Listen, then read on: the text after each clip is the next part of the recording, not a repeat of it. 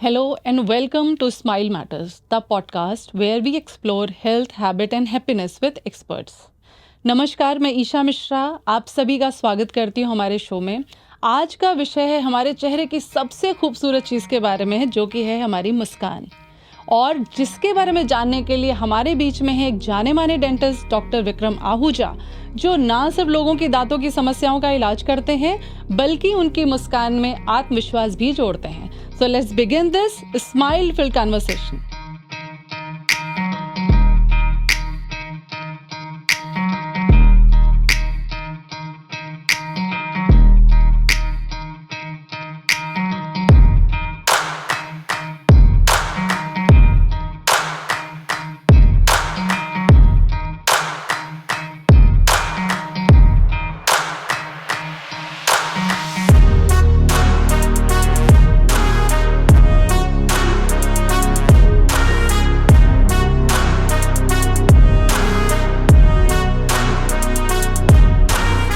Sir नमस्कार, स्वागत है आपका हमारे शो में। सबसे पहला सवाल जो हमारे दर्शक भी जानना चाहेंगे कि आपको डेंटिस्ट बनने की प्रेरणा, इंस्पिरेशन कहाँ से मिली? Well first I should say thank you Isha ji, आपने मुझे इस इतने अच्छे स्टूडियो में बुलाया है and I am so happy to sit in front of you. Equally glad sir. Well it's like मैं पहले तो मैं I was trying for an MBBS but in the first attempt I got through my BDS seat और like my father he was working in KGMC, is a professor in SPM department.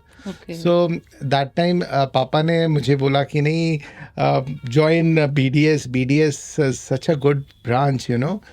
You don't get emergencies, you know, and it's a very safe yes, it is very good actually.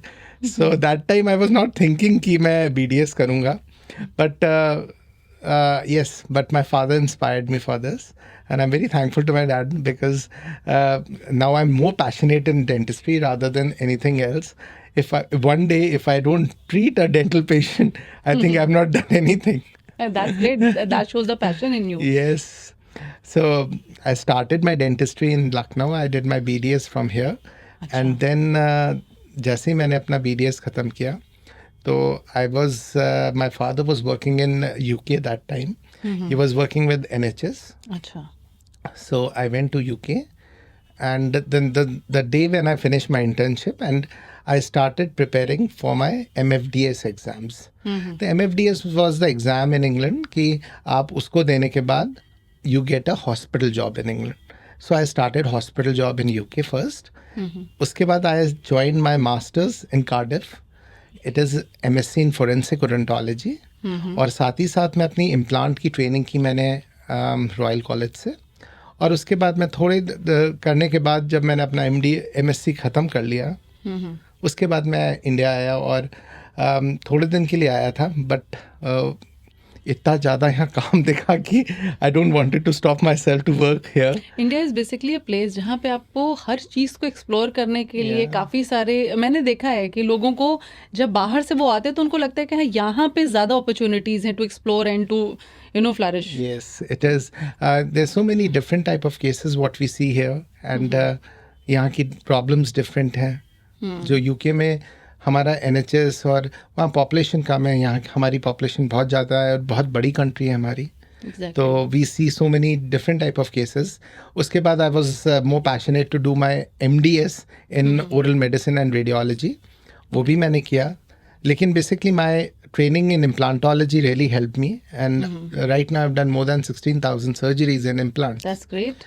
So I was working in implant because I was being trained by Dr. Ralph Roberts, the father who placed implant blades initially. Okay. और उसके बाद फिर मुझे Stuart Orton Jones ने train किया, and I worked under them. And Eddie Sher, there's so many big names who have trained me in implantology. So Lucknow में जब मैं आया तो 2006 था, और 2006 में I was the initial person to do full-fledged implant dentistry. So I can say that yes, I was the first implantologist as well as forensic odontologist as well. This is something I've never heard before, forensic odontologist. Yeah, forensic. I may not be able to spell the name even correctly. This is the first time. Forensic odontology is basically, we generally investigate the crime through dental means. Okay. It means like we can take the bite marks. Bite marks से हम लोग search करते हैं. उसमें से जहाँ पर bite mark किया है वहाँ से हम लोग डीएनए एक्सट्रैक्ट कर लेते हैं सलाइवा से. अच्छा. और इनफैक्ट अगर बहुत डिकेड बॉडी मिलती है तो वी सी द उसका जो डेंटल मीन्स है उससे हम लोग एजिंग पता कर लेते हैं और in fact habit of the deceased के बारे में पता कर लेते हैं. तो इट्स क्वाइट इंटरेस्टिंग ब्रांच. मेरी बुक भी है इसमें, हैंडबुक ऑफ फोरेंसिक ओडोंटोलॉजी, जो मैंने लिखी है एंड काफ़ी जगह यूज़ होती है. इनफैक्ट हमारे पुलिस डिपार्टमेंट में भी यूज़ होती है. और मैंने करीब 16-17 केसेस सॉल्व किए हैं यूपी पुलिस के लिए. तो that is my interest in forensic odontology. ऐसे तो हमें बहुत सारे एपिसोड्स लेके आने पड़ेंगे इन सारे केसेस के ऊपर भी, बिकॉज हमारे जो दर्शक होंगे उन्हें बड़ा इंटरेस्ट आएगा ऐसी चीज़ों के बारे में जानने के लिए.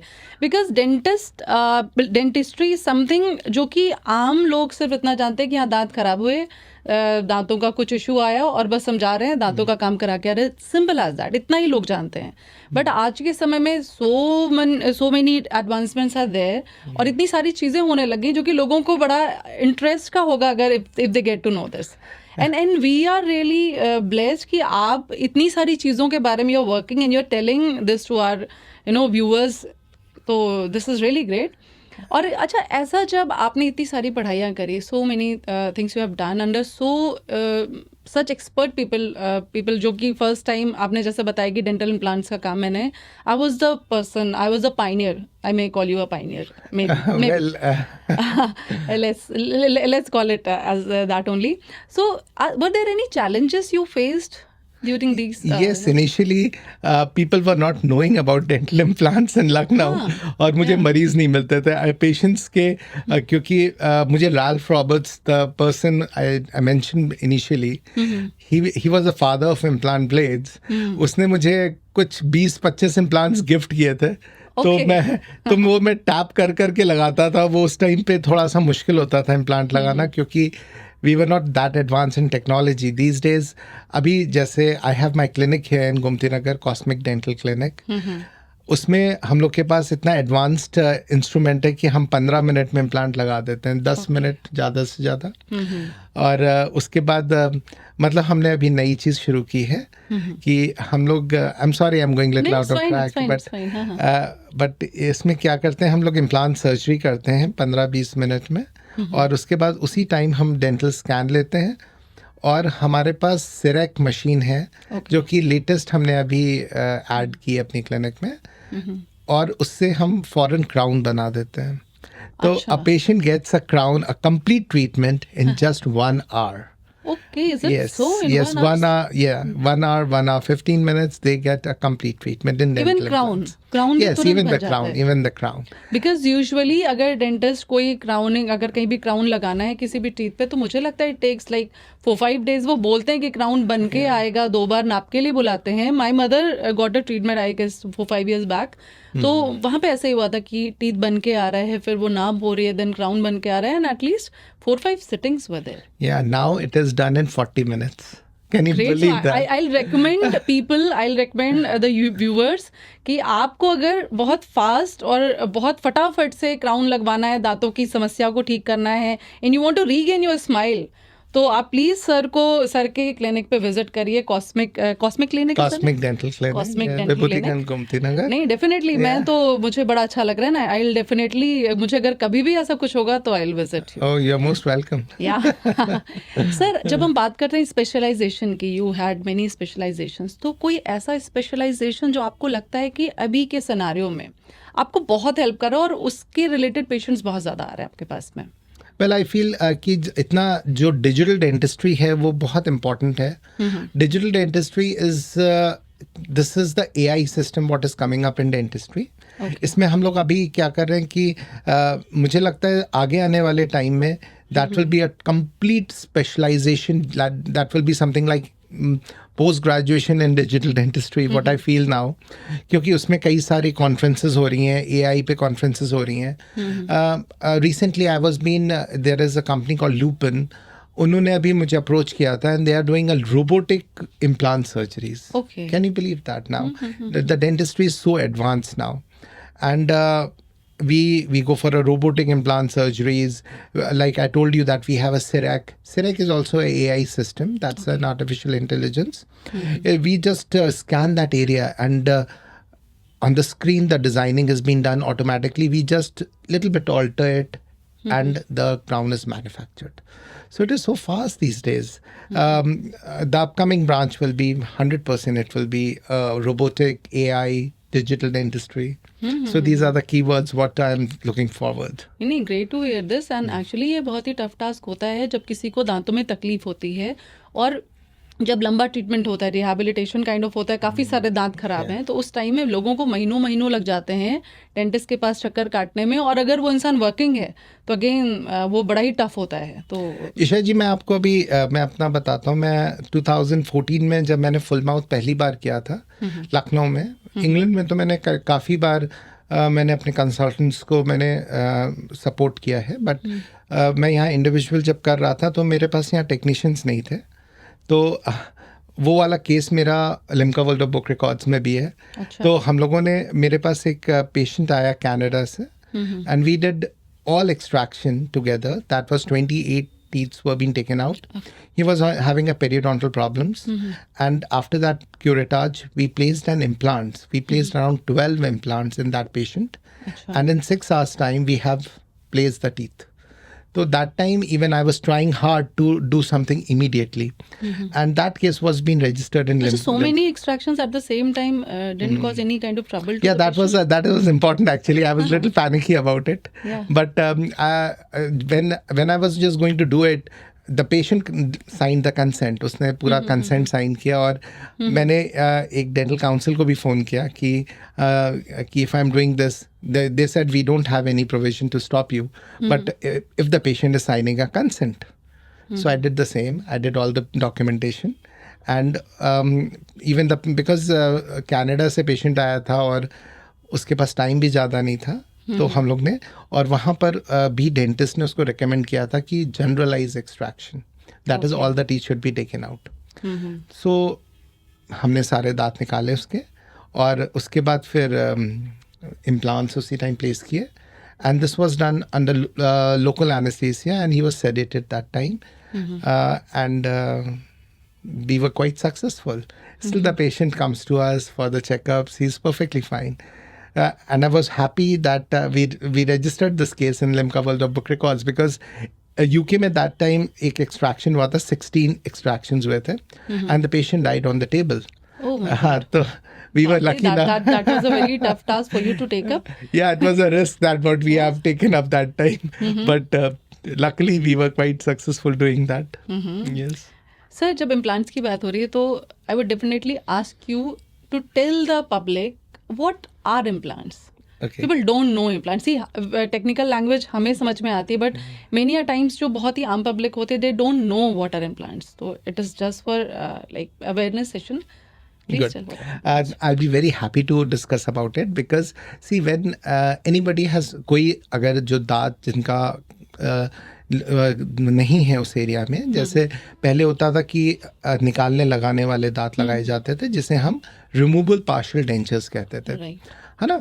तो उन दांतों को हम लोग निकालते थे और लगाते थे, और धीरे धीरे वो ढीले पड़ जाते थे क्योंकि हड्डी धीरे धीरे डिसॉल्व हो जाती थी. मैंने देखा था काफी, हम लोग जब छोटे होते थे तो कुछ आपके ग्रैंड पेरेंट्स वगैरह लगाते होंगे. नहीं, मैंने किसी को तो देखा तो वो पूरा रात में उठा के रखते थे पानी में और फिर सुबह उठ के वो लगाते थे. एंड एक तो बड़ा मजेदार सा केस हुआ. There was one lady and she was like some hard discussion was going on and all of sudden whole of that thing came out, and in that amidst of that serious discussion, people began to laugh, and that was very odd condition. Yeah, it is. So I guess these implants are solution to all that issues. Of course. इसमें क्या हुआ, उसके बाद फिर क्या हुआ, evolution like चीज़ें develop हुई हैं. उसके बाद फिर ब्रिजेस आए. ब्रिजेस में क्या होता था कि अगल बगल के दांतों को घिस के और हम लोग वो जो दांत मिसिंग है उसके सपोर्ट से वो मिसिंग दांत लगा दिया जाता था. And that was a bridge work. तो अब लोगों, लेकिन तब भी बोन में प्रेशर नहीं आता था और बोन डिसॉल्व होती रहती थी और उसमें फिर खाना फंसने लगता था जैसे जैसे एज प्रोग्रेस करती थी. तो 1960s में there was a gentleman called Branemark. उसने पहली बार इम्प्लांट बनाए और इम्प्लांट बोन में लगाए. इम्प्लांट एक स्क्रू होता है बेसिकली, जहाँ पर दांत मिसिंग होता है वहाँ पर वो स्क्रू सर्जिकली हम लोग लगा देते हैं और उसको 3 महीने का इंतज़ार करते हैं और 3 महीने बाद वो जब बोन से जुड़ जाता है तब हम उस पर क्राउन लगाते हैं. और वो बोन को जुड़ने की प्रक्रिया जो है उसे हम लोग ओशियो इंटीग्रेशन कहते हैं. अच्छा. ओशियो इंटीग्रेशन का मतलब वो ओशियो हड्डी और वो इंटीग्रेट कर गई, मर्ज हो गई और वो थोड़े साल बाद वो इम्प्लांट आपका एक शरीर का हिस्सा बन जाता है. और वो जैसे हम लोग कह सकते हैं it is a man made tooth and it works very well. It just works like a original tooth. ठीक है. अगर एक जॉ की मैं बात करूं, लोअर जॉ और अपर जॉ, इन केस किसी एक जॉ पे किसी के पास कोई भी टीथ नहीं, लाइक यू टोल्ड कि सारे टीथ एक्सट्रैक्ट कर दिए, तो उस केस में कितने इम्प्लांट्स की जरूरत पड़ेगी? अगर लोअर जॉ की मैं बात करूं, अगर लोअर जॉ, देखिए लोअर जॉ की जो बोन होती है वो हार्ड बोन होती है, तो हम लोग मिनिमम 4 इम्प्लांट तो लगाना ही होता है. उसे हम ऑल इन 4 भी कहते हैं. अच्छा. 4 इम्प्लांट लगाए और पूरे सारे दांत 14 दांत लगाए जा सकते हैं. ओके. है ना. और अगर मैक्सिमम है तो 5 इम्प्लांट लगा ले. ओके. जैसे और जिस पीरियड में आपने इम्प्लांट लगाई, यू टोल्ड कि 3 महीने वेट करना होता, तो क्या उतने पीरियड में फिर उसके पास कुछ भी नहीं होगा टू इट? नहीं, उस उतने पीरियड में हम निकालने वाले डेंचर्स दे देते हैं. और कभी कभी क्या होता है, we give a temporary implant और फिक्स एक्रिलिक प्रोस्थेसिस भी दी जाती है इन केसेस में. अच्छा, एक चीज़ सर और आती है, जब हम ऐसी समस्याओं की बात करते हैं तो लोग बहुत फैंसी समझते हैं इन चीज़ों को, and the other part is कि लोगों को लगता है ये बहुत ही कॉस्टली प्रोसेस है, बहुत हैवी चार्जेस होते हैं. Is it so? Is it? नहीं ईशा जी, ऐसा नहीं है. आजकल बहुत सारे इम्प्लांट्स की कंपनीज हैं, जैसे इजरायली इम्प्लांट्स भी है, अब तो इंडिया में भी बनने लगे हैं कुछ implants. They are reasonable. Okay. और अगर हम महंगे इम्प्लांट्स में जाते हैं, it depends on the grade of titanium. Okay. क्योंकि जो इम्प्लांट होता है ना वो टिटेनियम, वैनेडियम और एल्युमिनियम से मिलके बनता है. ओके. और एक धारणा है, गलत धारणा लोगों में है कि एमआरआई करा सकते, नहीं करा सकते. हाँ, इसमें एमआरआई कराया जा सकता है. क्यों कराया जा सकता है? क्योंकि वो मैग्नेटिक फील्ड में वो मैग्नेटाइज नहीं होता. ये धातु मैग्नेटाइज नहीं होता, तो इसलिए you can go for an MRI. तो उसमें क्या होता है कि, और ये स्क्रू आपकी हड्डी में लगाकर उसके ऊपर फिर हम दांत लगा देते हैं. ओके. राइट. सर, इतने सालों में कोई ऐसा केस रहा जिसको करने के बाद आपको पहले तो वो केस याद हो और करने के बाद एक बड़ा अच्छी वाली feeling I, happy feeling I, you feel contented कि हाँ आज मैंने कुछ वाकई में बर्थ किया?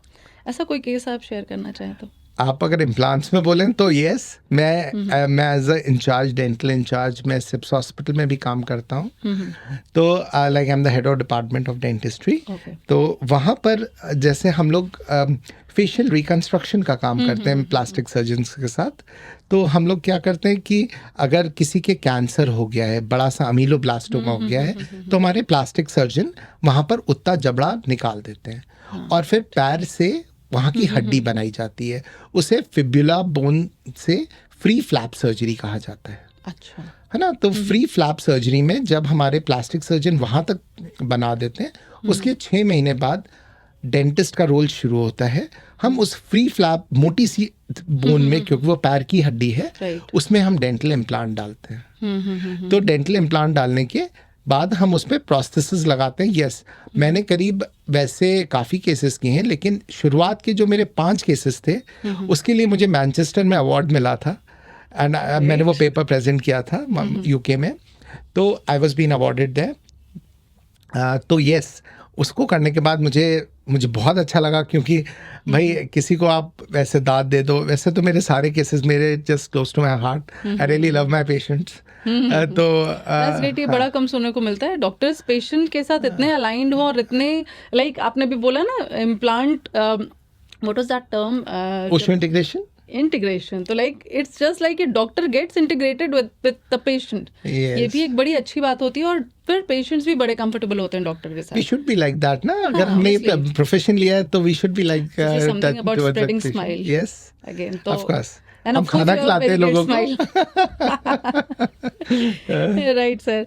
अच्छा सर, एक चीज और मैं आपसे जानना चाहूंगी. दांतों को लेकर ना बड़ी सारे मिथ्स हैं, बड़ी सारी गलत फहमियां हैं. To take care of them, अगर कोई दांत सड़ रहा है तो उसके लिए क्या तरीका है, मतलब कुछ बेसिक चीजें जो मिथ हैं डेंटल इश्यूज में. Any miss? या द थिंग इज दैट कि अभी बहुत सारा अवेयरनेस हो चुका है इंडिया में. पहले तो लोग अवेयर नहीं होते थे. इंडिया में क्या, पूरे ग्लोबली लोग अवेयर नहीं थे. अभी डेंटिस्ट को लेकर, डेंटिस्ट्री को लेकर people really want to go to the dentist. और आई वुड लाइक टू से कि अगर केयर की बात आती है तो 2 बार ब्रशिंग बहुत ज़रूरी है हमारी. और 2 बार जो ब्रशिंग है वो 3 मिनट से ज़्यादा नहीं होनी चाहिए. और उसके स्ट्रोक्स एकदम सही होने चाहिए. और वो एक बार डेंटिस्ट को विजिट करके ही पता चलता है. तो I would like to say that if you go and select your dentist and go and ask him that how to brush their teeth. And of course interdental brushing is also very important. दांतों की बीच की सफाई. अगर interdental brushing by floss या interdental brushes से कर रहे हैं आप, तो मुझे नहीं लगता कोई डेंटल इश्यूज इतनी जल्दी आते हैं. फ्लॉस इज समथिंग जो बहुत ज़्यादा अभी भी लोग यूज़ नहीं कर रहे हैं. I have just seen brush and the tongue cleaner.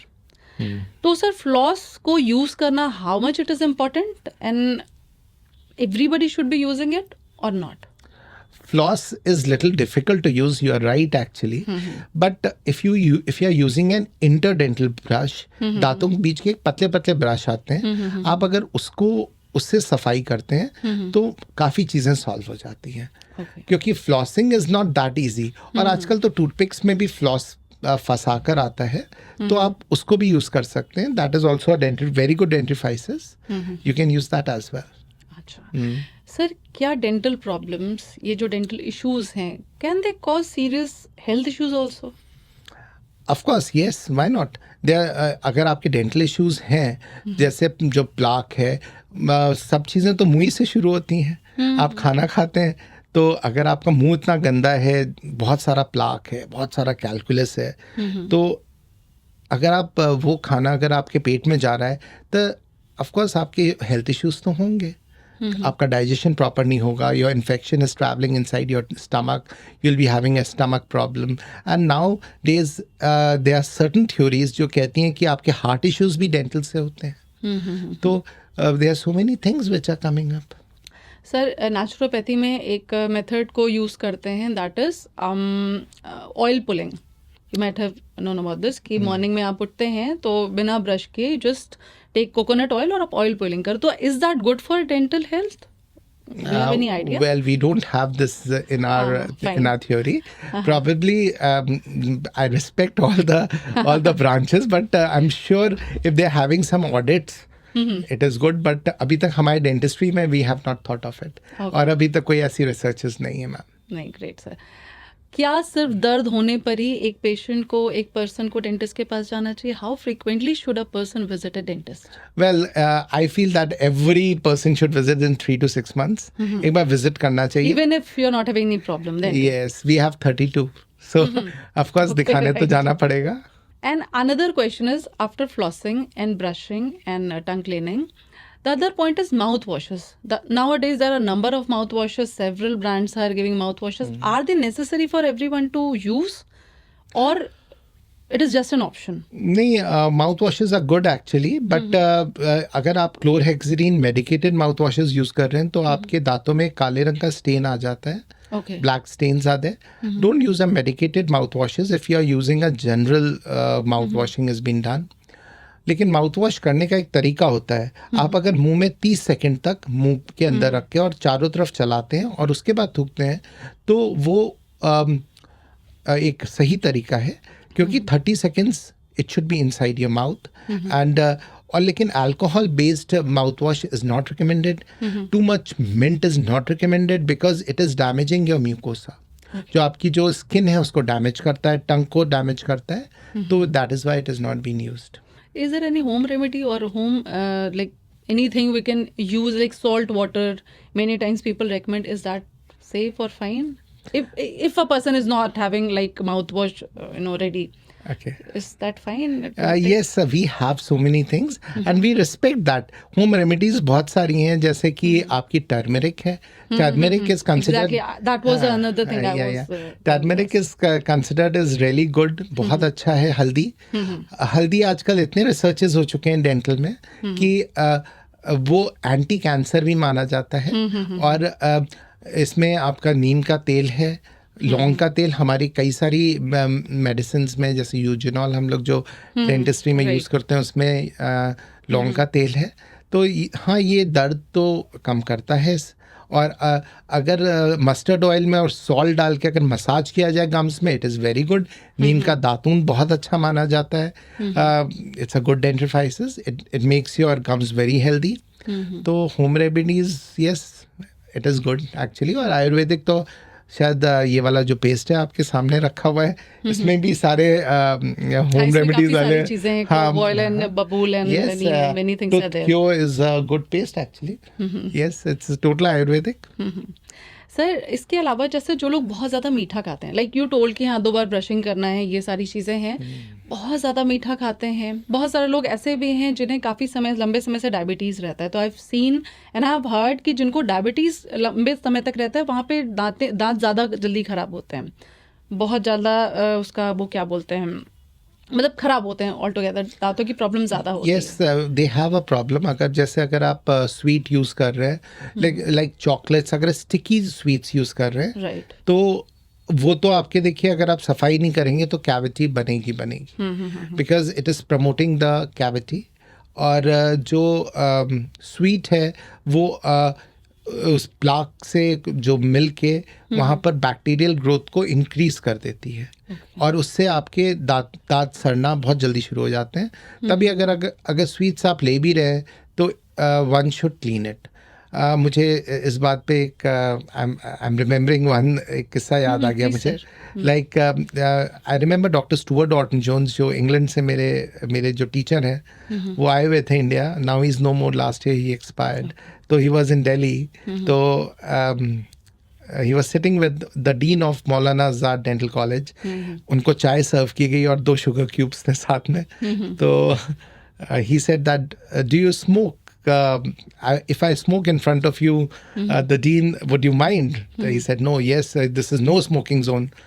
So तो हमारे डॉक्टर स्टुअर्ट ऑर्टन जोन्स बोलते हैं कि देन आप डेंटल कॉलेज में शुगर क्या कर रही है? There shouldn't be any sugar like this. Right, people who are aware, they avoid these things. Because sugar is a big problem in dentistry. It causes a lot of cavities. और whenever, जब भी हमारे लखनऊ में courses training programme doctor Stuart के होते थे, तो we never used to keep any sugar cubes there. That's great. Sir, another thing is people who are using tobacco and alcohol or anything that causes stains on the teeth. Many a times we have seen people who chew tobacco, that पान thing, जो पान खाते हैं, ये सारे लोग दांत बहुत ज़्यादा ख़राब हो जाते हैं, बहुत ज़्यादा स्टेन्स होते हैं. तो इसके लिए वो जाते हैं डेंटिस्ट के पास, क्लीनिंग कराते हैं. कई बार वाइटनिंग प्रोडक्ट्स लेके आते हैं कि हाँ ठीक है, इससे हो जाएगा. तो इसको कितना अच्छा रहता है, कैसे इसको यूज़ कर सकते हैं? एंड अगर हम इसको क्लीन कराना है तो व्हाट आर द मेजर्स?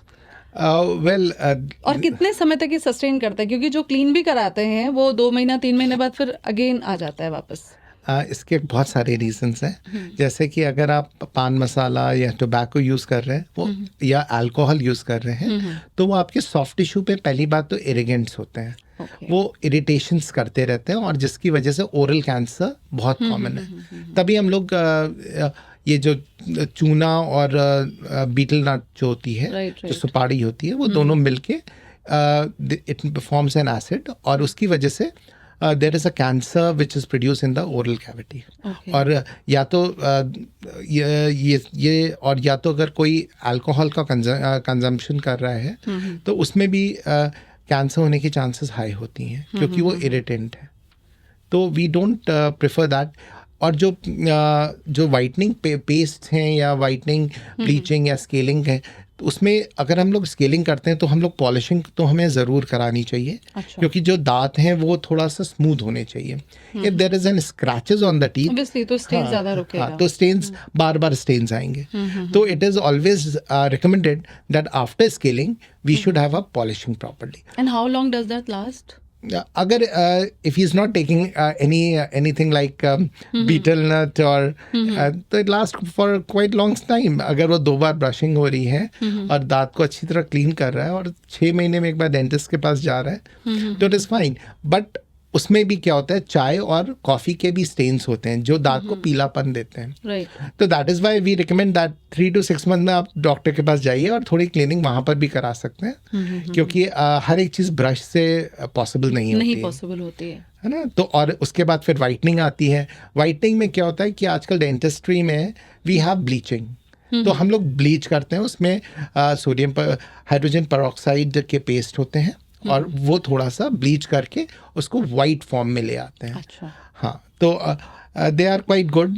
और एक बार ब्लीच करा लिया और ब्रशिंग और अपना केयर कर रहे हैं दांतों का और वाइटनिंग पेस्ट यूज़ कर रहे हैं तो वो लॉन्ग टर्म तक रहती है. सर, आज के समय में हम लोग कॉस्मेटिक्स के बारे में बड़ा बात करते हैं. कॉस्मेटिक इंडस्ट्री बहुत ग्रो कर रही है, but there is one word which we call cosmetic dentistry, जो बहुत लोगों को अब सुनने में आ रही है. Sir, what is the situation of cosmetic dentistry in society, in present society? कितनी यूसेज है, कितना लोग पसंद कर रहे हैं? Cosmetic dentistry is basically it's really growing. और अगर दांत आपके अच्छे हैं, सोसाइटी में आपकी एक्सेप्टेंस भी बहुत ज़्यादा है. If you have a good smile, yes, your acceptance is quite good. See the cosmetic dentist, देखिए जो डेंटिस्ट्री है वो तो उसकी तो 9 ब्रांचेस हैं, लेकिन कुछ ब्रांचेस मिलके उसको कॉम्बिनेशन टीम वर्क में होती है. अच्छा. जैसे कि अगर हम लोग प्रॉपर इम्प्लांट्स, अगर आगे के दांत नहीं हैं और इम्प्लांट्स लगा दें और दांत लगा दें fix, the look of the patient changes. उसके बाद फिर वेनियर्स हैं हम लोग के. वेनियर्स, अगर दांतों में आगे कोई स्पॉट है और उसके ऊपर कवरेज के लिए एक वेनियर लगा दिया जाए तो बहुत सुंदरता आ जाती है. और अगर टेढ़े मेढ़े दांत हैं तो हम लोग ऑर्थोडोंटिस्ट का यूज़ करते हैं. लाइक ऑर्थोडोंटिक ट्रीटमेंट्स होते हैं आजकल, तो वो भी बहुत अच्छे हो गए. ऑर्थोडोंटिक ट्रीटमेंट में हम लोग पहले वायर्स लगाते थे, ब्रैकेट्स लगाते थे, अब अलाइनर्स आ गए हैं. तो if you see day by day the things are improving. अगर आपको दांत सीधे करने हैं और अगर आपको रोज़ ऑफिस जाना है, of course you won't like कि एक ब्रैकेट्स और वायर्स लगा कर जाए आप. राइट. अब उसकी जगह पे हम लोग के पास अलाइनर्स हैं और आप अलाइनर्स पहन के अपनी day to day activities. How the aligners different from those braces? Aligners is basically a transparent plate. Okay. And the braces is putting up brackets with the cements and then they put a wire, जैसे हम लोग यहाँ तार लगते थे. तो इसलिए अब aligners जो हैं वो बहुत अच्छी चीज़ है. aligners बहुत सारी कंपनीज बना रही हैं, इंडिया में भी बन रहे हैं. लेकिन जो सबसे अच्छे अलाइनर्स हैं वो इनविजिलाइंस के आते हैं जो यूएस में बनते हैं और वो भी अवेलेबल हैं लखनऊ में. अगर आप ऑर्डर करते हैं उसके करीब 20 से 25 दिन में हमें इनविजिलाइंस मिल जाते हैं. और हमारे पास बहुत अच्छे अच्छे स्पेशलिस्ट हैं जो ऑर्थोडोंटिक ट्रीटमेंट करते हैं यहाँ पर. और you get a very good align teeth, एकदम सीधे दांत बन जाते हैं. And after removing that the teeth, yes, उसके नहीं, बेसिकली ये करीब 12 महीने का ट्रीटमेंट होता है. और उसकी सीक्वेंशियल ट्रेज आती हैं. और हर एक ट्रे का, जैसे एक महीने आपको एक ट्रे लगानी है, फिर दूसरे महीने दूसरी ट्रे लगानी है, उसका एक पूरा सेट होता है. अच्छा. तो वो आपका ट्रीटमेंट पूरा कर देता है. और 12 महीने या 14 महीने बाद जो भी आपका प्लान या शेड्यूल्ड है उसमें आपको एक proper you get a proper results and the results are amazing because we get so many patients in our clinic और उनके results इतने अच्छे होते हैं that they start crying after seeing their face when we take it out. Mostly ये बच्चों में भी यूज़ किए जा सकते हैं ये? हाँ, ये करीब 11-12 साल के बाद से शुरू होते हैं. अच्छा. आप यूज़ कर सकते हैं और काफ़ी लंबे, जैसे 35-40 साल में भी लोग यूज़ करते हैं अलाइनर्स। लेकिन अलाइनर्स बच्चों में यूज़ करने के लिए कोई वो नहीं होता कि उनको कहीं वर्क प्लेस में जाना है, तो वो ब्रैकेट्स भी लगाते हैं। बड़े सारे बच्चों के साथ अभी मैंने लेटेस्ट एक केस देखा था, उस बच्ची का काफ़ी सारा जो अपर जॉ था वो उसकी टीथ बिल्कुल बाहर थे, and when she used to sleep वो सब बाहर रहते थे। तो वो उसके लिए कुछ ट्रीटमेंट उन्होंने कहीं से तो कराया था, तो इसके लिए भी अच्छा है। हाँ, उनके लिए अगर पूरा उनके लिए ऑर्थोडोंटिक ट्रीटमेंट उनके लिए बहुत अच्छा है। ये कुछ बच्चे जो हैं वो मुंह खोल के सोते हैं और थंब सकिंग की भी हैबिट्स होती हैं, तो वो कभी कभी दांत को बाहर कर देती हैं। और ऑर्थोडोंटिक ट्रीटमेंट इतना स्पेशलाइज्ड है अब कि you get a very good results. मैं यहाँ पे एक सवाल आपसे और पूछूंगी, जो बच्चे जिनके मिल्क टीथ के जाने के बाद परमानेंट टीथ आते हैं, कौन सी ऐसी हैबिट्स हैं जो वो दांत टेढ़े मेढ़े कर देती हैं और वो दांत जो बाहर करने की प्रॉब्लम होती है? क्योंकि बच्चों के साथ ये बहुत दिक्कत है, बच्चे सुनते भी नहीं हैं पेरेंट्स की। हो सकता है जब आप बोलेंगे तो जितने भी व्यूअर्स हैं वो शायद ये सुनेंगे कि कौन कौन सी ऐसी हैबिट्स हैं जो हमें नहीं करनी है दांतों को सही रखने के लिए और बिल्कुल बढ़िया खूबसूरत दिखने के लिए। ओके, नाउ इसमें बेचारे बच्चों की भी कोई गलती नहीं है, उसमें कई सारे डेंटिस्ट की भी गलती होती है कि हम दूध के दांत में कभी कभी कीड़े लग जाते हैं, कभी सड़न आती है, तो उन दांतों को निकाल दिया जाता है। अब जब दांतों को निकाला जाता है तो जो उनके दांत जो सक्सेसर्स आ रहे होते हैं, जो परमानेंट टीथ आ रहे होते हैं, वो टेढ़े मेढ़े इधर उधर भाग जाते हैं, क्योंकि नेचुरली हमारे दूध के दांत के ऊपर ही हमारे परमानेंट टीथ होते हैं। एक आप समझ लीजिए एक जीपीएस की तरह, उनको रास्ता दिखाते हैं और सीधा उसी के थ्रू आते हैं। और दूसरा, बच्चों की कुछ गलतियां हैं, जैसे थंब सकिंग, वो पेरेंट्स अगर स्टार्टिंग से रोका जाए तो बेटर होता है। कभी कभी बच्चों के मुंह में निपल्स लगा दिए जाते हैं, उससे दांत सड़ भी जाते हैं, नर्सिंग बॉटल कैरीज भी होती है, और दांत उससे बाहर भी निकल आते हैं। और कभी कभी मुंह खोल के सोते हैं और अपने टंग से बार बार पुश करते हैं दांतों को, तो उसकी वजह से कभी दांत बाहर आ जाते हैं और टेढ़े मेढ़े निकलने लगते हैं। तो this is the reason why kids are having so bad teeth sometimes. Okay, great sir. Nowadays diamonds are being used in dentistry, so how does it help the people to become more confident, and how does it help in that? Wow, it builds the smile actually. Okay, great. और अगर किसी के diamond लगाए तो फिर मैंने कई बार देखा है कि उनका कॉन्फिडेंस थोड़ा डबल हो जाता है। They want to show their smile and they smile more just to show that, oh, I'm having a diamond. So it's not a real diamond, like it's a piece of a zirconia which is cut like a diamond, and उसका index वैसे ही बना दिया जाता है, लेकिन वो zirconia का एक छोटा सा पीस होता है और वो डायमंड में आगे के दांत पे लगाया जाता है। और मैंने देखा है कई मेरे पेशेंट्स जो ज़्यादा स्माइल देते हैं जब उनको डायमंड लग जाता है। I think Isha ji, you should try for this.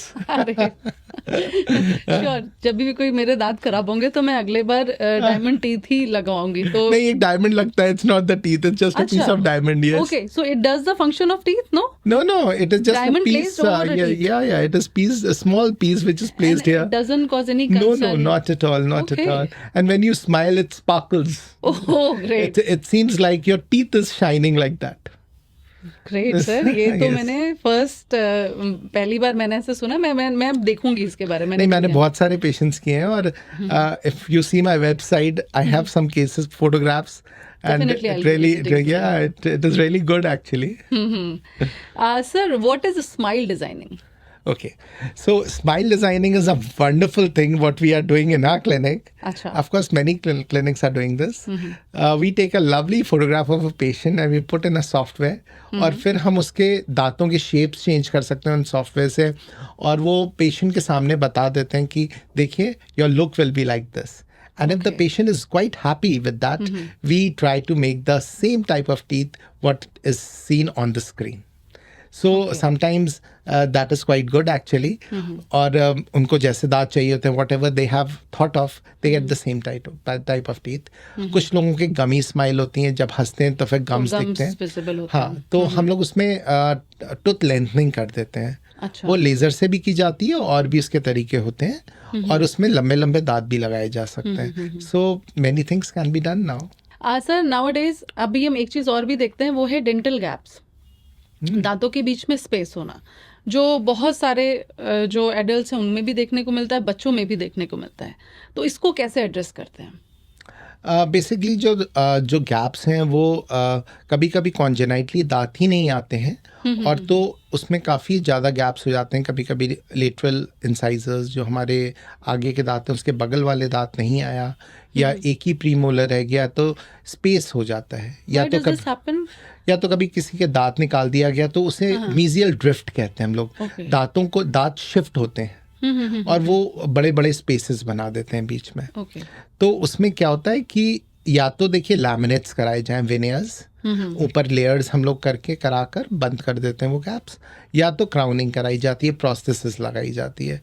और कॉम्पोजिट से भी क्लोज किए जाते हैं, कि कॉम्पोजिट एक मटेरियल होता है दांत की तरह, तो उससे हम लोग बिल्ड कर देते हैं दांत के थोड़े गैप्स। लेकिन कभी कभी क्या होता है कि उसमें हम लोग के दांत चौड़े आ जाते हैं। It seems that you have a very broad teeth, so it is always good to have a laminate or a crown. Sir एक चीज और है, अभी एक तो बात हो गई टीथ की, दांतों की, साथ ही बात होती है मसूड़ों की, यानी कि gums, which also comes under this, I guess. Sir बड़े सारे लोगों में देखा गया है जो गम्स होते हैं उनका कलर काफ़ी डार्क होता है। Normally it should be pink, जो हम अज्यूम करते हैं।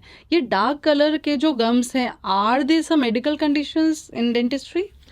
हाँ, कुछ देखा तो इसमें क्या होता है, बच्चों में ज़्यादा देखने को मिलता है कि नॉर्मल कुछ जगह पिंक है, बट थोड़ी जगह वो डार्कर शेड में है। देखिए वो नॉर्मल होता है, कोई बहुत उसमें कोई वो डिजीज नहीं होता। उसमें मेलानिन पिगमेंट जो होता है वो थोड़ा सा डार्क कलर में होता है। अच्छा, तो it is not seen in that. But अगर कोई एड्स पेशेंट है, जैसे HIV का पेशेंट है, उसमें हम लोग को मेलानिन काफ़ी ज़्यादा देखने को मिलता है। काले रंग का पूरा आगे मेलानिन होता है, तो उन केसेस में वो अलग होता है। लेकिन जनरली जो ब्लैक कलर होता है, it is just a pigment, nothing, it's not disease, nothing to worry about it. जी, लेकिन वो अगर हटाना चाहें, वो कॉस्मेटिकली हम लोग हटा भी देते हैं, हम लोग लेज़र से उसको हटाया भी जा सकता है। सर और बच्चों में कुछ और भी केसेस हमने देखे हैं कि जब मिल्क टूथ जब चला जाता है वहाँ पे वो गैप बनता है, एंड नया टीथ 3, 4, 6, 8 महीने तक भी नहीं आ रहा है। तो वो क्या कोई कंडीशन है, या फिर वो टीथ निकल नहीं पा रहा है, या वो ग्रो नहीं कर पा रहा है? नहीं, कुछ लोगों में लेट इरप्शन होता है।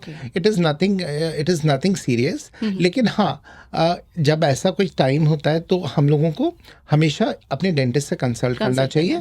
और उसमें हम लोग स्पेस मेंटेनर्स लगा देते हैं। जो अगल बगल के दांत हैं ना, वो धीरे धीरे शिफ्ट होकर वो स्पेस को कैप्चर कर लेते हैं, और उसकी वजह से दांत का इरप्शन डिले होता है। अगर हम लोग उसमें स्पेस मेंटेनर लगा दें तो उतने समय तक के लिए वो पूरा स्पेस मेंटेन रहेगा, और दांत निकलने के बाद वो स्पेस मेंटेनर हट जाता है। तो we do that as well in dentistry. अगर ऐसा कोई केस है किसी बच्चे के साथ, तो you should visit a dentist. Yes. एक और अभी केस मेरे सामने आया, it was for grown up person, it was around, वो एक लड़का था 22 साल का। मैंने उसको देखा कि किसी वजह से उसका एक दांत टूट गया, और उसका आज तक वहाँ पे कोई टीथ नहीं आया। वो बोलता है नहीं अभी मेरा ये मिल्क, एक हमारे यहाँ पे एक है पर्सन इन ऑफिस, तो उसने बोला वो मेरा मिल्क दूध के दांत थे, वो टूट गया, वो भी नया निकलेगा, and is been waiting for I guess good 2.5 years। तो क्या ऐसा होता है कि बड़े पे एक बार टीथ उस समय भी निकल सकता है? मिल्क टीथ तो ऑब्वियसली वो नहीं था, बट क्या ऐसा होता है कि नहीं, वो मिल्क टीथ होता है, वो रिटेन करता है कभी कभी। 20-22 साल? हाँ, वो रिटेन करता है कई लोगों में। उनके उसमें दो कारण हो सकते हैं। या तो आपका दांत ऊपर टेढ़ा निकल के फंसा हुआ हो, उसे हम इम्पैक्शन कहते हैं, और वो बाहर नहीं आता। और दूसरा जो रीज़न है वो ये है कि उसके कॉन्जेनाइटली पैदाइशी टाइम से वो डेवलप ही ना हुआ, और परमानेंट टीथ वो आएगा ही नहीं। तो उन केसेस में कुछ नहीं करना पड़ता। अगर हम एक्सरे लेते हैं, अगर हम देखते हैं वो टेढ़ा निकला है, तो हमारे ऑर्थोडोंटिस्ट उसको वापस ले आते हैं। अच्छा, इट कम्स बैक। और दूसरा रीज़न ये होता है, दूसरा जो ट्रीटमेंट है वो है डेंटल इम्प्लांट्स। अगर दांत ही नहीं है तो उसमें डेंटल इम्प्लांट लगा कर दांत ले आते हैं। ग्रेट सर, अब चलते चलते कुछ सवाल, कैसे हम अपनी लाइफस्टाइल में, बच्चे बड़े बूढ़े, अपनी दांतों की केयर कैसे करें कि वो लंबे समय तक ठीक रहें, और किस किस तरह से बीमारियों से, दांतों की समस्याओं से अपने आप को दूर रख सकते हैं? Okay. खास तौर पे पहले मैं बच्चों का जानना चाहूंगी, क्योंकि बच्चे बहुत सारे हैं जो ये पॉडकास्ट देखते हैं, सुनते हैं, तो उनके लिए एक अवेयरनेस के तरह ये काम करेगा। ओके पहले तो मैंने पहले ही बताया था, दिन में 2 बार ब्रश बहुत ज़रूरी है। Right. और interdental brushing is very important. That is you have to do, make it a habit कि हम सुबह ब्रश करेंगे और रात में बेड पे जाने से पहले एक बार ब्रश करेंगे। और अगर पेरेंट्स भी छोटे हैं बच्चे, तो पेरेंट्स अभी से आदत डालेंगे तो वो लाइफ टाइम तक they will continue doing this. और interdental brushing is very important. अगर इंटरडेंटल ब्रशिंग कर रहे हैं तो हमारा जो प्लाक है वो हट जाता है और उसकी वजह से ही डिके होता है। तो we'll save our teeth like this. तो दिस इज़ रियली इंपॉर्टेंट। और अपनी डाइटरी हैबिट्स में थोड़ा सा जंक फूड थोड़ा अवॉइड करें। अगर वो अवॉइड करते हैं तो देखिए वो स्टिकी होता है, वो दांतों में चिपक जाता है कॉर्नर्स में और धीरे धीरे उसमें डिके हो जाता है, and that is not very good. So we should clean our teeth, उसके बाद या फिर से ब्रश करें।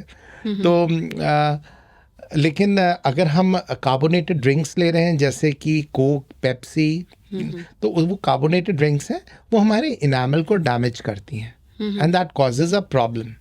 सो we suggest that stop using carbonated drink. अगर आप ले रहे हैं तो वो क्वांटिटी बहुत कम क्वांटिटी में लिया जाए तो ठीक है, क्योंकि कई सारी चीज़ें हमारी सोसाइटी में हम अवॉइड नहीं कर पाते।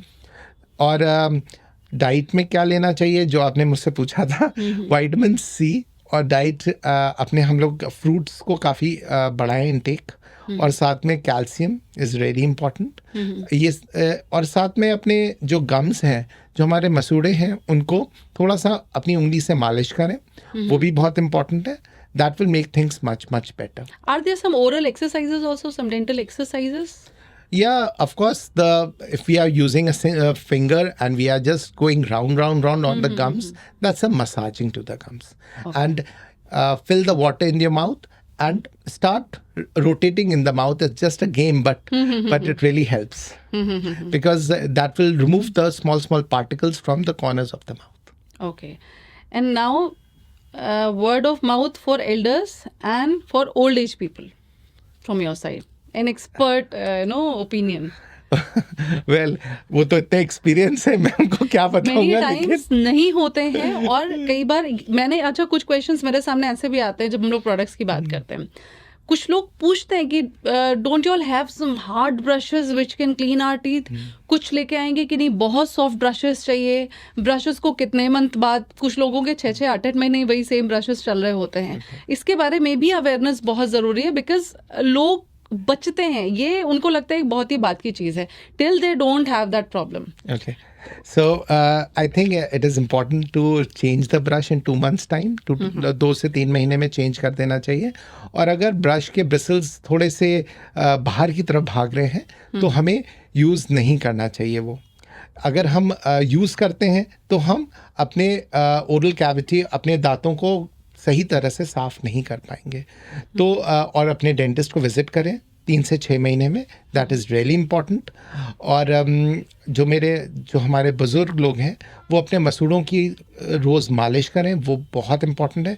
जो डेंचर वेयरर्स हैं, जो बत्तीसी लगाते हैं, वो अपने बत्तीसी को पानी में डालें सोने से पहले, लेकिन उनकी सफाई करें। अगर वो बहुत पुरानी बत्तीसी हो गई है तो उसको चेंज करना बहुत इम्पॉर्टेंट होता है। कम से कम 5 साल या 6 साल के बाद उनको नई बत्तीसी चाहिए होती है, क्योंकि वो हड्डी थोड़ी गल चुकी होती है और वो लूज़ होता है। जो डेंचर है वो लूज़ हो जाता है।